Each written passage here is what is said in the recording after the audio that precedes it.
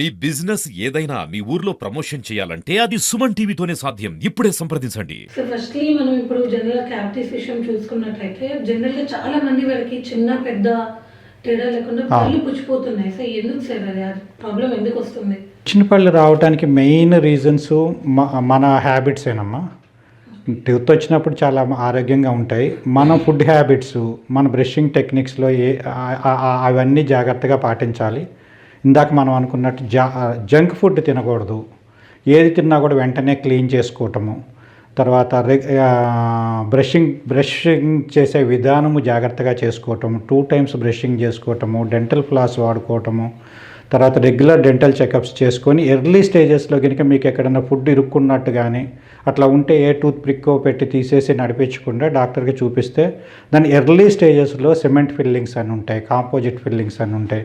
ఇవి చేసుకొని further damage of the టూత్ని మనం ఆపుకుంటే టీత్ లైఫ్ లాంగ్ మనకి ఫంక్షనల్గా యూస్ అవుతుంది. వీటికి రీజన్స్ ఫుడ్ హ్యాబిట్స్. ఫుడ్ నిల్వ ఉండటము, అదే స్టార్చ్, షుగర్స్, బ్రషింగ్ సరిగ్గా చేసుకోకపోవటము, ఇవే మెయిన్ రీజన్స్ ఉంటాయి. ఓకే. సో మరి పళ్ళు పుచ్చిపోయినప్పుడు పెయిన్ లాంటిది అంటే ఎలా మనం ఎర్లీ స్టేజెస్‌లోనే దాన్ని ఎలా? స్టార్టింగ్ ఆఫ్ ద క్యావిటీలో మీకు ఫుడ్ లాడ్జింగ్ అంటాం. ఫుడ్ ఇరుక్కుంటుంటుంది. ఏ టూత్ ప్రిక్కో తీసేసి పెయిన్ లేదులే అని నడిపించేస్తారు. అదొక ప్రాబ్లము. రెండోది ఏంటంటే కొంచెం ఎర్లీ స్టేజెస్లో ఎనామెల్ కొద్దిగా డ్యామేజ్ అయిన వెంటనే మీకు సెన్సిటివిటీ తెలుస్తుంది పేషెంట్. హీటు కోల్డ్ తాగినప్పుడు కొద్దిగా ఏదో తేడా ఉంది అనిపిస్తుంది. ఆ స్టేజ్లో కూడా మనం ఫిల్లింగ్స్ చేసుకోవచ్చు. ఇంకా స్టేజ్ దాటిపోయిన తర్వాత సివియర్ పెయిన్తో మా దగ్గరికి వస్తారు. ఒక పర్టికులర్ స్టేజ్ వరకు దానికి రూట్ కెనాల్ ట్రీట్మెంట్ అని ఉంటుంది. ఆ ట్రీట్మెంట్ చేయించుకొని ఆ టూత్ యొక్క లైఫ్ని లైఫ్ లాంగ్ చాలా ఇయర్స్ వరకు మనకు ఫంక్షన్లోకి తీసుకొచ్చుకోవచ్చు. ఆ స్టేజ్ కూడా దాటిపోయి మొత్తం పస్ వచ్చి స్వెల్లింగ్ వచ్చిన తర్వాత వస్తే మాత్రం తీసేసి వేరే ఆర్టిఫిషియల్ టీత్ రీప్లేస్ చేసుకోవటం ఒక్కటే ఆప్షన్ ఉంటుంది. మొత్తం 3 స్టేజ్లో ఏ స్టేజ్లో వాళ్ళు మన దగ్గరికి వచ్చారు అనే డాక్టర్ దగ్గరికి వెళ్ళినప్పుడు ఆ టూత్ యొక్క కండిషన్ ఏంటి అనేది క్లినికల్గా చూసి ఎక్స్రేస్లో చూసుకొని దానికి ఏ ట్రీట్మెంట్ చేస్తే వాళ్ళకి పెయిన్ రాకుండా ఏం చేయగలం అనేది డాక్టర్స్ విల్ డిసైడ్ అండి. ఓకే. అంటే సార్ మరి దాంతో పాటు అంటే ఎర్లీ స్టేజెస్లో అయితే ఫుడ్ ఇరక్కపోవడం అలా అవుతుంది కదా. సో ఇది కాకుండా ఇంకేమైనా లైక్ ఫీవర్ కానీ పెయిన్ కానీ అలా ఏమైనా వస్తుందా? ఎర్లీ స్టేజెస్లో పెయిన్ అంత రాదు కానీ లైట్ సెన్సిటివిటీ ఉంటుంది. ఆ స్టేజ్ కూడా నెగ్లెక్ట్ చేసిన తర్వాత ఇన్ఫెక్షన్ వస్తుంది. ఇన్ఫెక్షన్ వచ్చినప్పుడు స్వెల్లింగ్ వస్తుంది, గమ్స్ టూత్ మొత్తం ఆ ఏరియా పర్టికులర్ ఏరియా అంతా స్వెల్లింగ్ వస్తుంది. ఇన్ఫెక్షన్ రాగానే మనకి ఫీవర్ ఆటోమేటిక్గా వస్తుంది. బాడీలో ఎక్కడ ఇన్ఫెక్షన్ ఉన్నా దాని సిమ్టమ్ మనకి ఫీవర్ రూపంలో బయటకు వస్తుంది. ఆ స్టేజ్ దాకా వచ్చిన తర్వాత ఆ టూత్ రిమూవ్ చేయించుకోండి అనే స్టేజ్కి వెళ్ళిపోయి ఉంటుంది. ఒక స్టేజ్ వరకు అట్లీస్ట్ మనం రూట్ కెనాల్ చేయించుకొని క్యాప్ పెట్టుకొని దాన్ని ఒక కనీసం 15-20 ఇయర్స్ మినిమం దాని యొక్క లైఫ్ స్పాన్ పెంచవచ్చు. ఈ ట్రీట్మెంట్ ఏముంటుంది? యాక్చువల్గా ఫస్ట్ స్టార్టింగ్ స్టేజెస్లో సిమెంట్స్తో ఆ పుచ్చుని భాగం తీసేసి డెడ్ టిష్యూ ఉంటుంది, ఆ డెబ్రిస్ ఉంటుంది కదా, అదంతా క్లీన్ చేసేసి దానికి ఎంత డీప్గా ఉంది అనే దాన్ని బట్టి ఏ టైప్ ఆఫ్ సిమెంట్స్ పెట్టాలి అనేది చాలా రకాలు ఉంటాయి. ఆ నెక్స్ట్ తర్వాత దాన్ని పర్మనెంట్ ఫిల్లింగ్స్ చేస్తారు. పర్మనెంట్ ఫిల్లింగ్స్, సిల్వర్ ఫిల్లింగ్స్ అని, కాంపోజిట్స్ అని, గ్లాస్ ఐనోమర్స్ అని ఉంటాయి. ఆ స్టేజ్ దాటిపోయిన తర్వాత ఒకవేళ కనుక పేషెంట్ పెయిన్ బాగా సివియర్గా ఉంటే పల్ప్ ఇన్వాల్వ్మెంట్ అంటాం. థర్డ్ లేయర్ ఆఫ్ ద టూత్లో పల్ప్ అని ఉంటుంది, నర్వ్స్ ఉంటాయి అందులో. ఒకవేళ బ్యాక్టీరియా కనుక అక్కడి దాకా ఎంటర్ అయ్యి పల్ప్ని డ్యామేజ్ చేస్తే పేషెంట్కి హిస్టరీ బాగా సివియర్ పెయిన్తో వస్తారు. ఆ ఇన్వాల్వ్ అయిన పల్ప్లో ఉన్న డెడ్ టిష్యూ అంతా రిమూవ్ చేసి పన్నుని డమ్మీ చేసేసి దాన్ని మొత్తం రూట్ దగ్గర నుంచి ఫిల్ చేసి దానిపైన క్రౌన్ పెట్టి as normal as natural teeth లాగా చూ చేసేటట్టు చేసే ప్రొసీజర్ని రూట్ కెనాల్ ట్రీట్మెంట్ అంటారు.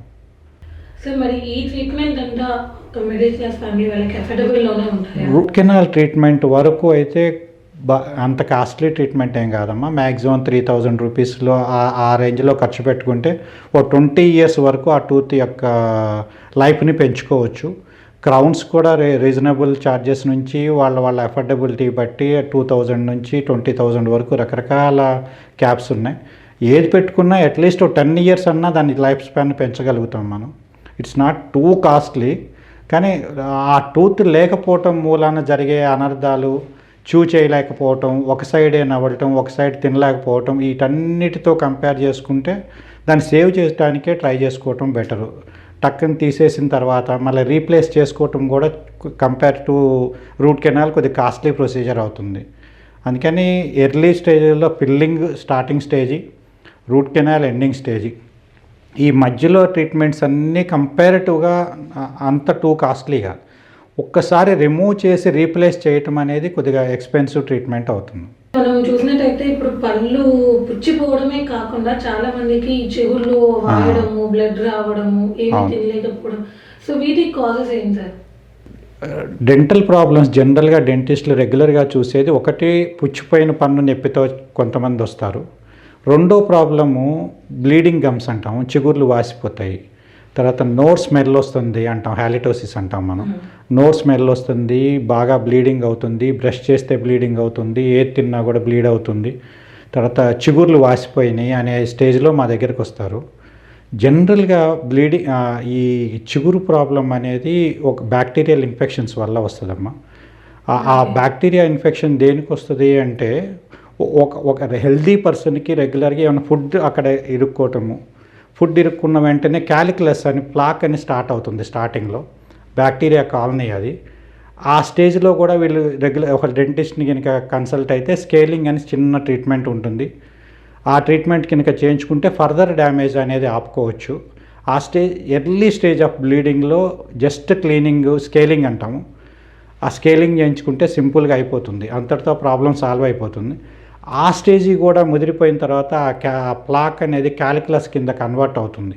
ఆ calculus is microbial colonies, bacteria full heavy ఉంటాయి అందులో, హెవీగా ఉంటాయి. ఆ బ్యాక్టీరియా గ్రో అయ్యే కొంది ఆ బ్యాక్టీరియా క్యాలిక్యులస్లో ఉండి టూత్ని పట్టుకున్న సరౌండింగ్ స్ట్రక్చర్స్, టూత్ని స్టేబుల్గా నుంచొని ఉండటానికి పట్టుకునే పెరిడోంటల్ ఫైబర్స్ అంటాం. ఆ ఫైబర్స్ని ఆ సరౌండింగ్ బోన్ మొత్తాన్ని డ్యామేజ్ చేస్తుంటాయి. యాసిడ్స్ సెక్రేట్ అవుతాయి ఆ బ్యాక్టీరియా నుంచి. ఆ యాసిడ్స్ మూలాన టూత్ పైన ఉన్న హార్డ్ స్ట్రక్చర్ అంతా డ్యామేజ్ అయిపోతుంది. ఇంకా అది బాగా ముదిరిపోయినప్పుడు దాంట్లోంచి పస్ వస్తుంది. ఆ ఆ చీమ్ అంటాం కదా, ఆ చీము బయటకు వచ్చినప్పుడు నోటి దుర్వాసన చాలా హారబుల్గా వస్తుంది. ఆ స్టేజ్ వచ్చే టైంకి టూత్ కూడా పళ్ళు లూజ్ అయిపోతుంటాయి. ఒక పర్టికులర్ స్టేజ్ అప్పటికి కూడా వాళ్ళు కనుక నెగ్లెక్ట్ చేస్తే ఆ టూత్ టోటల్గా అదన్నా ఊడిపోతుంది ఒక స్టేజ్లో, లేదంటే డెంటిస్ట్ అన్నా తీసేయాల్సిన పరిస్థితి వస్తుంది. ఎర్లీ స్టేజెస్లో కనుక సింపుల్గా స్కేలింగ్ అనే చిన్న treatment, first part patient brushing, అదంతా బాగుంటే ప్లాక్ రాదు. అది రెగ్యులర్గా వాళ్ళు ఓరల్ హెల్త్ హైజీన్ కనుక మెయింటైన్ చేస్తే ప్లాక్ రాదు. ఒకవేళ ప్లాక్ వచ్చినా ఎర్లీ స్టేజెస్లో స్కేలింగ్ చేయించుకుంటే ఓ సింగిల్ సిట్టింగ్లో అయిపోయే ట్రీట్మెంట్ అది, అంతటితో స్టాప్ చేయొచ్చు. నెక్స్ట్ ప్లాక్ అని క్యాలిక్యులస్ ఫామ్ అవుతుంది. ఆ స్టేజ్లో కొద్దిగా ఎక్స్టెన్సివ్ ట్రీట్మెంట్ ఉంటుంది. ఒక్కోసారి దానికి సర్జికల్గా ఫ్లాప్ సర్జరీస్ అని ఉంటాయి. ఆ సర్జికల్ పార్ట్లో గమ్ము మొత్తాన్ని పైకి లిఫ్ట్ చేసి రూట్ దగ్గర నుంచి మొత్తం రూట్ ప్లేనింగ్ లాగా చేసి క్లీన్ చేసి టూత్ యొక్క లైఫ్ స్పాన్ని చాలా ఇయర్స్ వరకు దాన్ని ఆ స్టేజ్లో కూడా మనం కాపాడుకోగలం. బోన్ అనేది పన్నును పట్టుకున్న బోను 20-30% డ్యామేజ్ అయ్యే లోపల మనం ట్రీట్మెంట్ చేస్తే ఆ పోయిన బోనును కూడా ఆర్టిఫిషియల్ బోన్ గ్రాఫ్టింగ్ టెక్నిక్స్ అని వచ్చినాయి ఇప్పుడు, అది చేసుకోవచ్చు. లేజర్స్ ద్వారా కూడా ఫ్లాప్ సర్జరీస్ అని లేజర్స్ ద్వారా చేస్తే ఆ రిమైనింగ్ ఏమన్నా బ్యాక్టీరియా ఉంటే అవి డెడ్ అయిపోయి టూత్ స్టెరైల్ అయిపోయి టూత్ యొక్క లైఫ్ స్పాన్ని మళ్ళీ చాలా ఇయర్స్ వరకు దాన్ని పెంచుకోవచ్చు. ఇవన్నీ కొంచెం ఈ ఫ్లాప్ సర్జరీస్, బోన్ గ్రాఫ్టింగ్స్ ఇవన్నీ కూడా కాస్ట్లీ ప్రొసీజర్స్ కాబట్టి ఎవరైనా పేషెంట్స్ ఎర్లీ స్టేజెస్లో వస్తే చాలా సింపుల్గా ట్రీట్ చేసుకొని ఇచ్చేస్తాం. చాలా రీజన్స్ ఉంటాయి మేడం. ఒక్కోసారి మనం వాడే కొన్ని మెడిసిన్స్ వల్ల కూడా, ఇప్పుడు ఎపిలెప్సీలో కొన్ని ఫెనిటైన్స్ అని సోడియం అని ఒక టాబ్లెట్స్ ఉంటాయి.